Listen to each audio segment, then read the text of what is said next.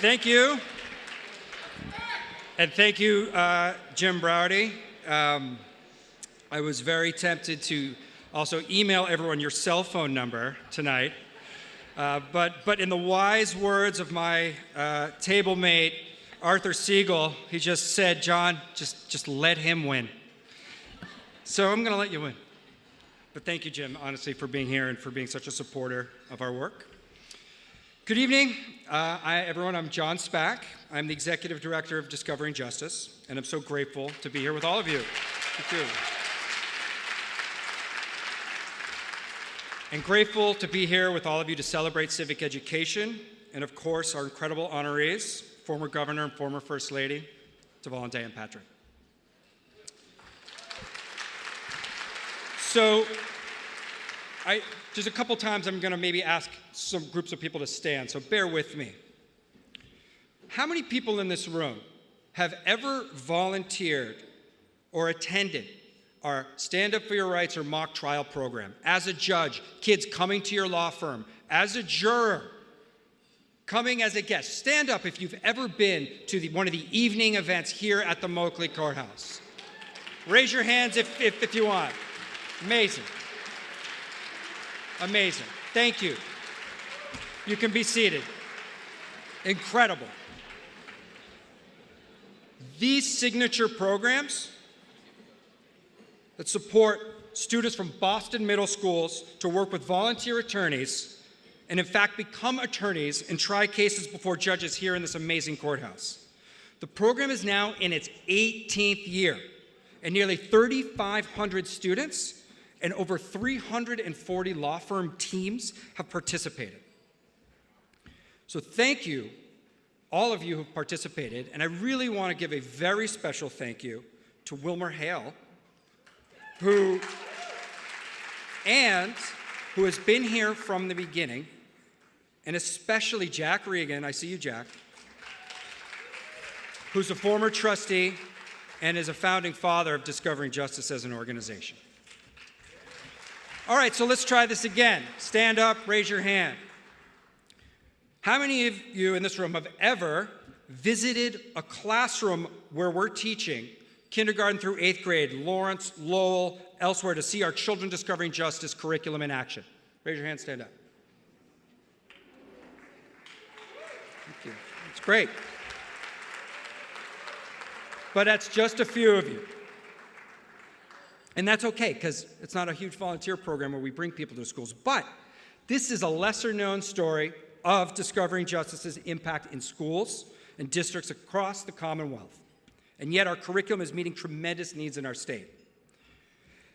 When we do most of our visits to potential school districts and school leaders, for example, we recently asked the superintendent of Worcester Public Schools 2 simple questions, which we always ask school leaders. Number 1, do you do social studies? Number 2, do you like the social studies curriculum and content you have? You would be amazed at the answers you receive from school leadership. Her answer was very direct. Number 1, we do not consistently teach social studies in our schools. And number 2, our 4th grade curriculum especially is outdated. The textbooks sit on shelves and collecting dust. Basically an exact quote.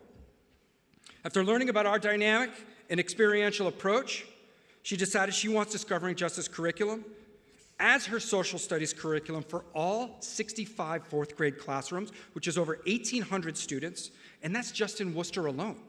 And that's just 1 grade level. These students in Worcester, which we're piloting this year, they join almost 25,000 students that are across Massachusetts that are using the Discovering Justice curriculum, kindergarten through 8th grade. Okay. What we are saying at Discovering Justice is that we can help.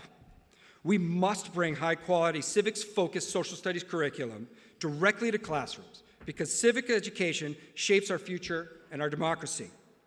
As a society, it is our responsibility to provide the next generation with opportunities to learn and discover their potential. We must help young people become well-rounded voters in our democracy, workers in our economy, and neighbors in our community. To create engaged citizens tomorrow, we need to empower students to stand up for their beliefs engage in respectful discourse, and resolve differences in constructive ways. As questions of justice and examples of injustice dominate the headlines and impact children's lives, it is now more critical than ever for children to interact positively with our justice system and understand their own rights and responsibilities. Discovering Justice's staff of seven, works with more than 900 teachers and more than 350 volunteers, like so many of you here tonight from all the law firms and elsewhere, to teach students that their voices matter. As you listen to our inspiring speakers tonight, and I want to give a shout out to our incredible group of students from Lawrence who you'll hear from, consider the need in this country to elevate civics and the values of empathy, fairness, respectful discourse, critical thinking, and the incredible power of our independent judiciary. Know that we need your support to meet the overwhelming demand to get Discovering Justice to more students, teachers, and classrooms. We're utilizing the Worcester Courthouse. We're going to be utilizing the Springfield Courthouse. Thank you, Judge Mastriani, for being here and helping that process. Thank you. We need more volunteers working with students, advising on our growth, making connections, and of course, championing our cause. In closing, I want to just say a few thank yous. First, of course, huge thank you to Ropes and Gray and Bain Capital Community Partnership for your support as lead sponsors tonight. Thank you to our incredible Gala committee, and especially our co-chairs, event Gala co-chairs, Ben and Kate Taylor, Joshua Levy and Rachel Rock, and Senator Mo Cowan and Stacey Cowan. Truly, it's been as many emails as I know you all get from me. It really has been an honor. Thank you to our honorary chairs, James and Kim Taylor, Kitty and Michael Dukakis, and Yo-Yo Ma and Jill Horner. Jill's with us tonight with her daughter, Emily. Thank you to our Board of Trustees and our justice leaders. Thank you to the U.S. District Court, especially Chief Judge Saris, Judge Gorton, and Rob Farrell, the clerk, U.S. District Court, who provide such incredible support. We have our offices here and feel so lucky to be a part of this building and rethink how courthouses are used as classrooms. Where are my docents? Are there any docents in the room who lead tours of this building, one of our hallmark programs?